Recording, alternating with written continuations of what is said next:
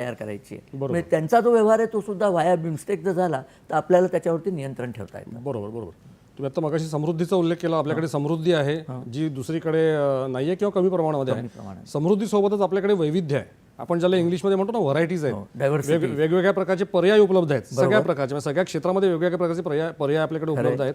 भौगोलिक विविधता सुद्धा आहे. हे सगळं आहे. आता ह्या सगळ्या पार्श्वभूमीवरती बोलायचं झालं तर मग आता बिमस्टेकमध्ये एकंदरीत भारताचं नेतृत्व आणि धोरणात्मक उपक्रम या दृष्टीनं भारताचं योगदान बिमस्टेकमध्ये कशा प्रकारचं आहे असं म्हणता येईल आपल्याला? भारताला आपल्या देशातच इतकं वैविध्य आहे, त्यामुळे वैविध्य कसं मॅनेज करायचं हे भारताला फार चांगल्या तऱ्हेने करता येतं. बरोबर. आता यांनी एक फिल्म फेस्टिवल करायचं ठरवलंय. 27 साली film festival, BIMSTEC film festival करणार आहेत. म्हणजे ते सगळे देश एकत्र येतील. कारण कल्चरल एक्सचेंज पण व्हायला पाहिजे ना, नुसतं पैशाचा एक्सचेंज नाहीये. वस्तू, पैसा, कल्चर, भारताचा योग कल्चर आहे. एक तुम्हाला गंमत सांगतो, प्रत्येक देश हे जे आहेत त्यांच्या प्रत्येकाची स्वतःची मेडिकल सिस्टीम आहे, औषधं सिस्टीम आहे. तर ती सगळी एकाच ॲलोपॅथीची औषधं सगळ्यांना कशाला द्यायची? तर त्यामुळे पारंपरिक औषध निर्माण आणि पारंपरिक औषधाचा उपयोग याच्याकरता एक कमिशन बसवलेलं आहे. आणि त्यांनी एकमेकांच्या पारंपरिक औषधं घ्यायची.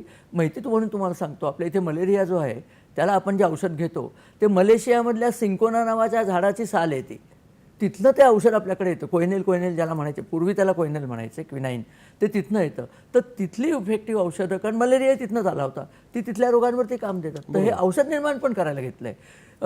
कल्चरल फेस्टिवल भरवायचे वेगळ्या वेगळ्या देशांचे, वेगळ्या वेगळ्या देशांची लोक एकत्र आणून भाषेकरता मोठं एक उभारायचं की तुमची भाषा आम्हाला पाहिजे, आमची भाषा तुम्हाला आली पाहिजे. आणि ह्याच्यातली एक गोष्ट जी लोकांच्या एकदम लक्षात येत नाही, या सगळ्या देशामध्ये पूर्वी भारतीय संस्कृतीच होती. हो बरोबर. म्यानमार आपण ज्याला म्हणतो, म्हणजे ज्याला ब्रह्मदेश म्हणायचे पूर्वी, 1935 सालापर्यंत ब्रह्मदेशाचं ॲडमिनिस्ट्रेटिव्ह हेडक्वार्टर मुंबई होतं.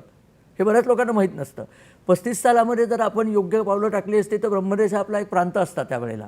दुर्दैवाने ते झालं नाही. पण ते जे तेव्हाचे बंध आहेत, धर्माचे बंध आहेत, ब्रह्मदेश बौद्ध आहे, बाकी थायलंडमध्ये जिथे परिषद घेतली तो तर म्हणजे हिंदू आणि रामायण कल्पनेने इतका भारावलेला देश आहे की त्यांची राजधानी जरी बँकॉक असली तरी त्यांची कल्चरल म्हणजे सांस्कृतिक राजधानी आहे अयोध्या.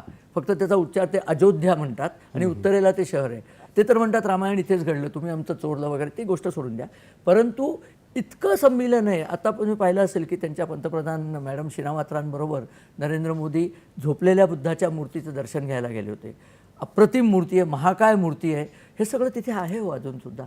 आणि त्याचा आपल्याला आपोआप फायदा मिळतो, कारण आपल्याच कल्चरची ती माणसं आहेत. आपले दुरावलेले भाऊ म्हणा ना, ते परत एकत्र करतोय आपण. कुंभ झालाच आहे, कुंभामध्ये माणसं दुरावतात आणि एकत्र येतात. तर कदाचित तो आता प्रकार अगदी आजही श्रीलंकेच्या अध्यक्षांनी सांगितलं ना, कुमारा दिसानायके यांनी, की बौद्धिक जी विचारसरणी आहे किंवा गौतम बुद्ध, भगवान बुद्ध